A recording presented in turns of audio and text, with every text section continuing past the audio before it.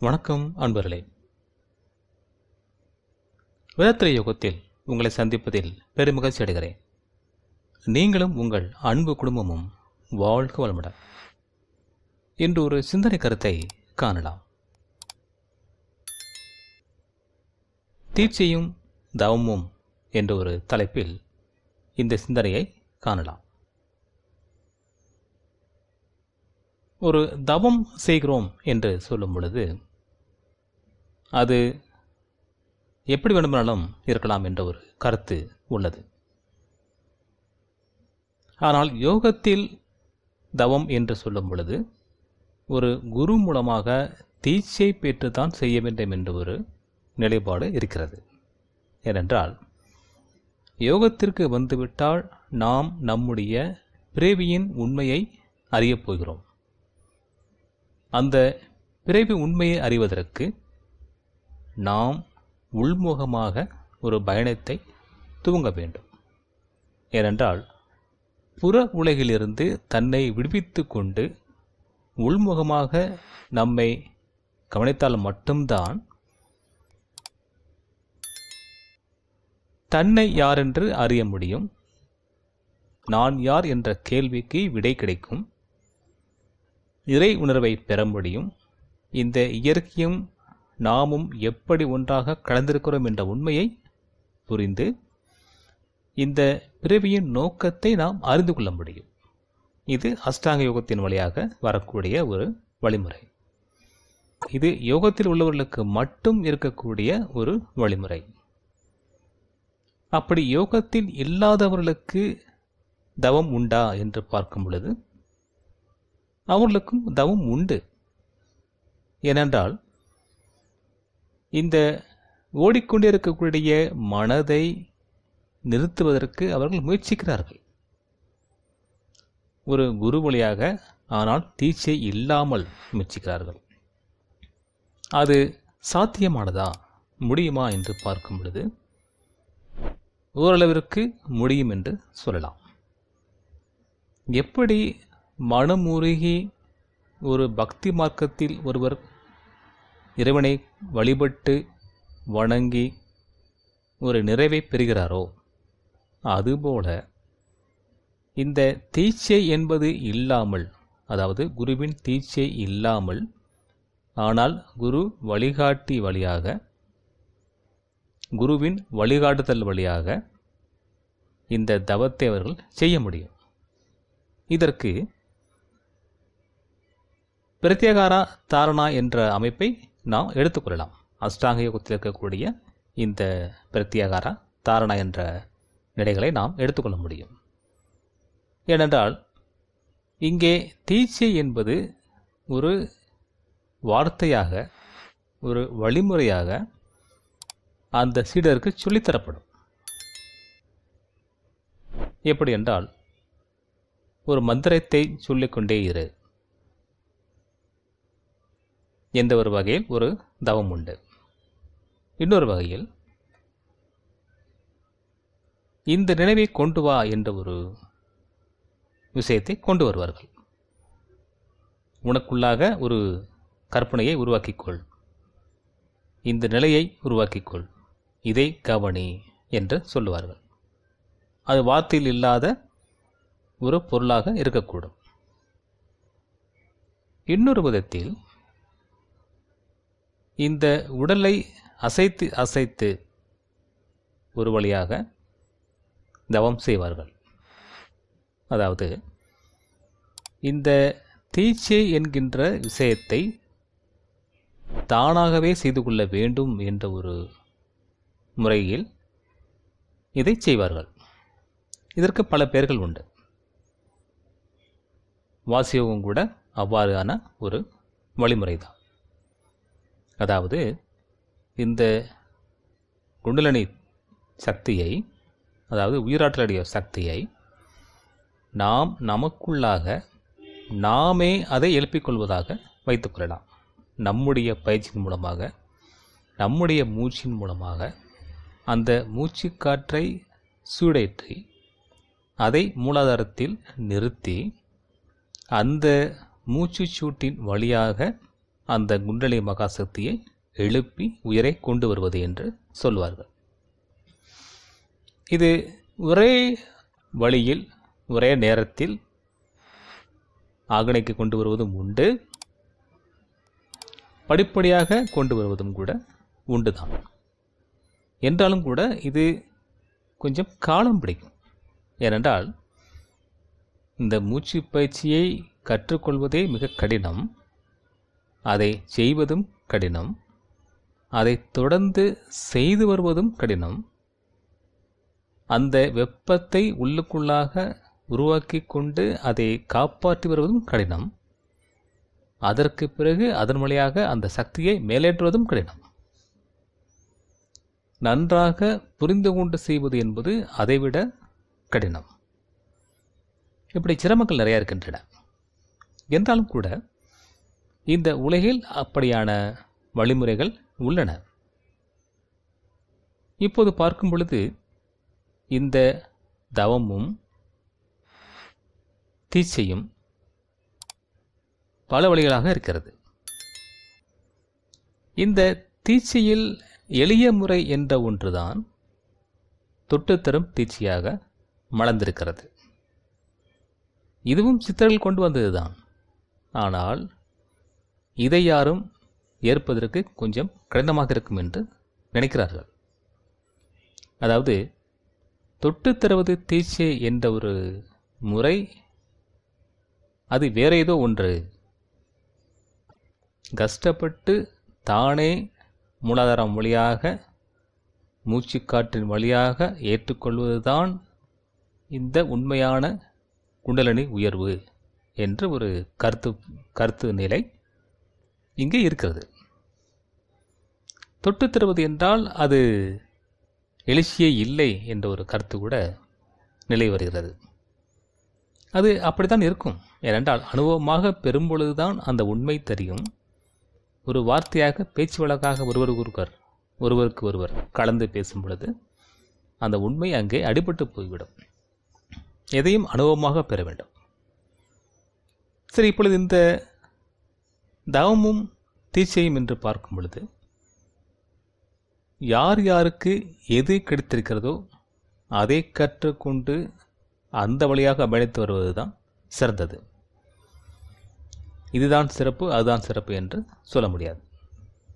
உங்களுக்கு எந்த ஒரு தீட்சை முறை, தவமுறை கிடைத்திருக்கிறதோ அதை நாம் தொடர்ந்து செய்யலாம். உங்களுக்கு ஒரு மந்திரம் சொல்லித்தரப்படுகிறது என்றால் அந்த மந்திரத்தை சொல்லி வந்து தவம் செய்யுங்கள். அது தீட்சையாக மலரும். ஒரு சிலருக்கு உள்முகமாக ஏதோ ஒன்று நினைத்து செய்ய வேண்டும் என்று தீட்சை சொல்லப்பட்டால் அதை நினைத்து தவம் செய்யலாம். தொட்டுத்தரும் தீட்சை என்றால் உங்களுக்கு எங்கே சுட்டி காட்டப்பட்டதோ அந்த இடத்தை நீங்கள் கவனித்து தவம் செய்யலாம். வெறுமனே வார்த்தையாக உள்முகமாக கவனிங்கள் என்று சொன்னால் அப்படியும் அந்த தீட்சையை எடுத்துக்கொண்டு தவம் செய்யலாம். இப்படி பல வழிகளில் இந்த தீட்சையும் தவமும் உண்டு. பெரும்பாலும் இன்னமும் கூட இந்த குண்டலினி சக்தியை, ஒருவருடைய உயிராற்றலுடைய திணிவு நிலையை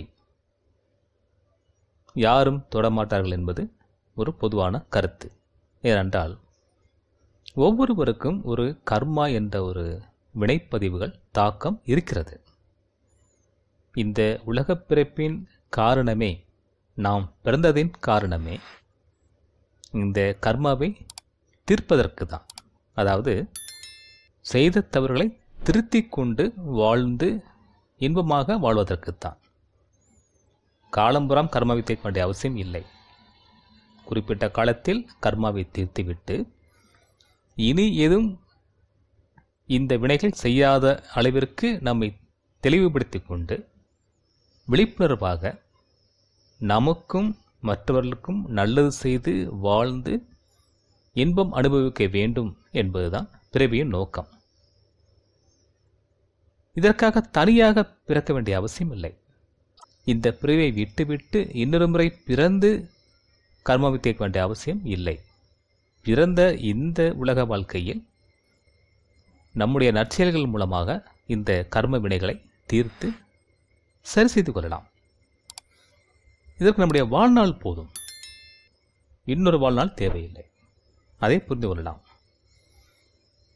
இப்படியான நிலையில் ஒவ்வொருவருக்கும் இந்த கர்ம வினை பதிவுகள் இருப்பதால் எந்த ஒரு குருவும் ஒருவருடைய குண்டலினி சக்தியை தொடமாட்டார்கள்.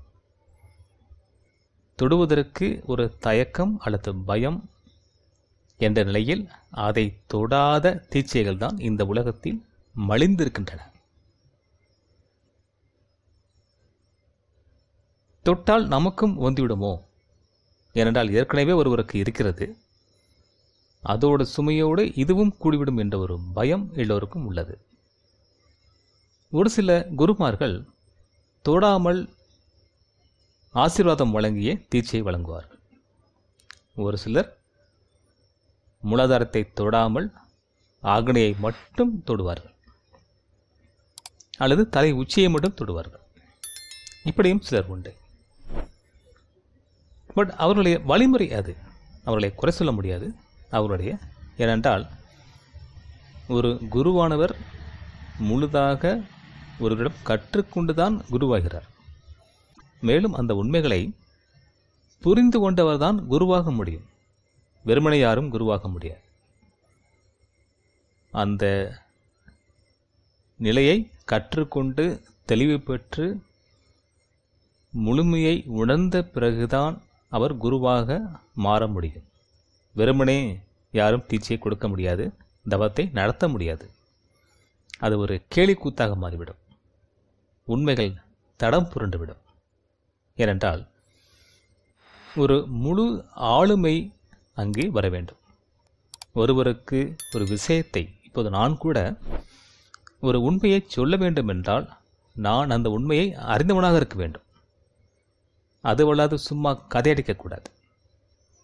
அந்த உண்மையை உணர்ந்து கொண்டவர் தான் தெளிவாக பேச முடியும், உறுதியாக பேச முடியும், அந்த உண்மையில் நிற்க முடியும்.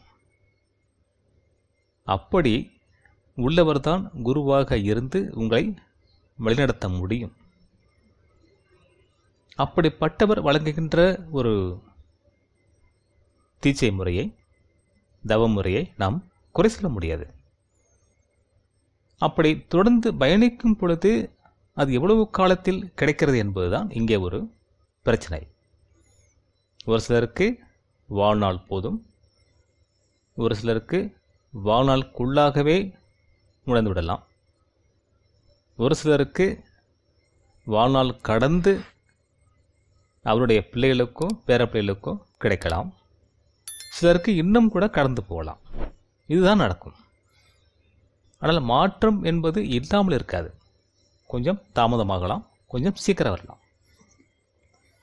இதில் முக்கியமாக ஒருவருடைய உழைப்பு, முயற்சி, ஆர்வம்,